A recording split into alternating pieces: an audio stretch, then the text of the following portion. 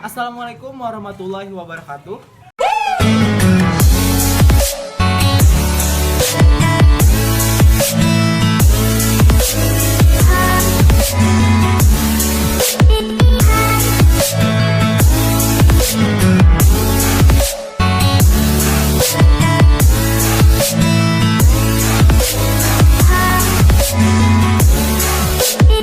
Halo teman-teman, perkenalkan nama saya Maulidi Rahman. Saya dari jurusan Teknologi Laboratorium Medis Poltekkes Kemenkes Banjarmasin. Pada kesempatan kali ini, saya akan membahas tentang morfologi dan siklus hidup Plasmodium. Sebelumnya, apakah kalian tahu apa itu malaria? Malaria adalah penyakit infeksi parasit yang disebabkan oleh Plasmodium yang menyerang eritrosit dan ditandai dengan ditemukannya bentuk aseksual di dalam darah. Infeksi malaria memberikan gejala berupa demam menggigil, anemia. Plasmodium merupakan genus Sporozoa parasit. Penyakit yang disebabkan oleh genus ini dikenal dengan malaria. Parasit ini senantiasa mempunyai dua inang dalam siklus hidupnya, vektor nyamuk dan inang vertebrata. Sekurang-kurangnya 10 spesies menyakit manusia. Spesies lain yang menyakit hewan lain, termasuk burung, reptil, atau hewan pengerat. Jenis-jenis Plasmodium. Ada 4 jenis spesies Plasmodium yang dapat menyebabkan penyakit malaria. Masing-masing jenis Plasmodium tersebut menimbulkan gejala-gejala tersendiri pada tubuh penderitanya. Yang pertama ada Plasmodium vivax, yang kedua ada Plasmodium ovale, yang ketiga ada Plasmodium malari, dan yang keempat Plasmodium falciparum. Nah, untuk di Kalimantan Selatan sendiri, khasnya yaitu adalah Plasmodium vivax dan Plasmodium falciparum. Cara hidup Plasmodium. Karena Plasmodium ini dalam hidupnya menepati dua inang, yaitu nyamuk dan manusia, maka dia mengalami dua fase siklus hidup.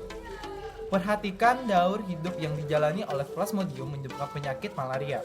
Pada manusia disebut skizogoni, dan siklus seksual Plasmodium yang membentuk sporofit di dalam nyamuk disebut dengan sporogoni. Berikut ini merupakan ulasan tentang siklus hidup dari Plasmodium.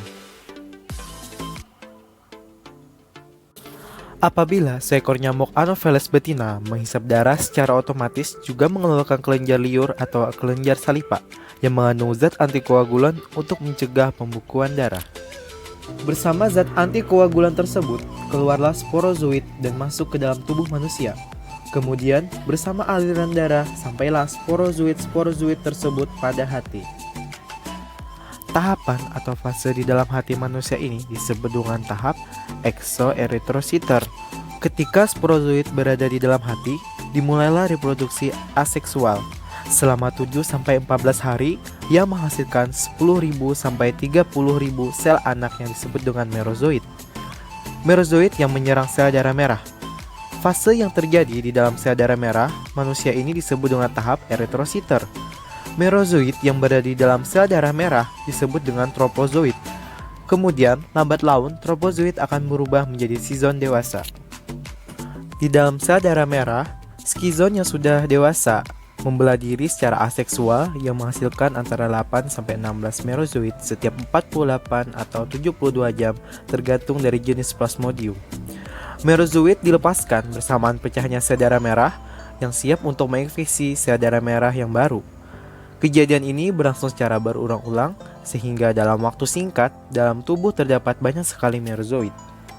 Bersamaan dengan pecahnya sel darah merah, dikeluarkan senyawa racun yang dihasilkan merozoid sehingga penderita akan timbul rasa menggigil kedinginan yang diikuti perasaan demam panas.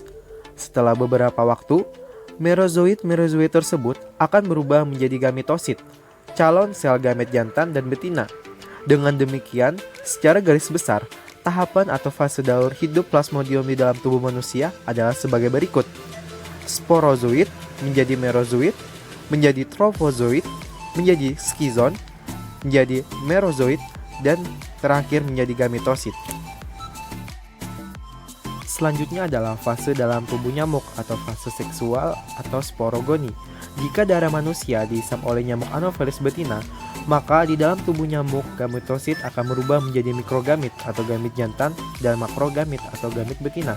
Jika makrogamit dan mikrogamit melebur, maka terbentuklah zigot. Kemudian zigot akan berubah menjadi ookinete yang bentuknya seperti cacing. Setelah itu, ookinete akan bergerak menerobos dinding usus atau perut nyamuk dan kemudian membulat yang disebut dengan ookista. Dari ookista ini akan dihasilkan beribu-ribu sporozoid. Sporozoid akan sampai pada kelenjar liur nyamuk dan apabila nyamuk menggigit manusia, maka siklus hidup Plasmodium akan terulang kembali. Secara garis besar, tahapan atau fase siklus hidup Plasmodium di dalam tubuh nyamuk adalah makrogamit melebur bersama mikrogamit, membentuk zigot, menjadi ookinete, menjadi ookista, dan menjadi sporozoid. Demikian video dari saya, semoga bermanfaat. Terima kasih telah menyaksikan video ini. Wabillahi taufiq wal hidayah. Wassalamualaikum warahmatullahi wabarakatuh. Potekkes Kemenkes Banjarmasin, hidup mahasiswa.